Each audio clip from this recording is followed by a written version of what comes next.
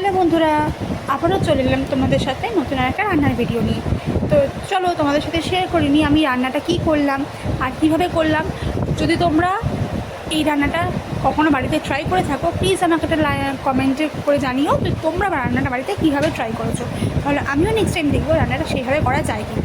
তো বাবা আগের দিন নিয়ে এসেছিলো মাশরুম, বাবা অনেক ধরেই বলছিলো মাশরুম খাবে। তো বাবাকে বলেছিলাম ঠিক আছে তুমি নিয়ে আসো, আমি রান্না করবো।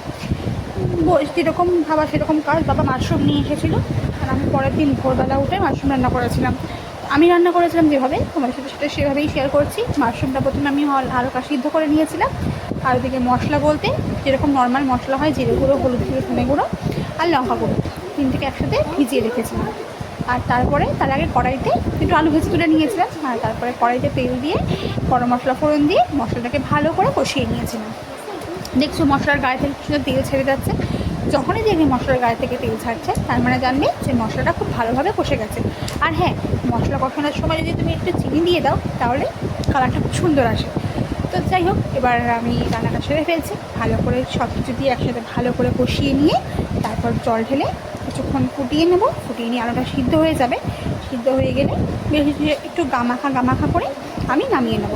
তো তোমরা কীভাবে এই মাশরুমটা রান্না করেছো প্লিজ আমাকে জানিও, আমি একদিন বাড়িতে ট্রাই করবো। টাটা।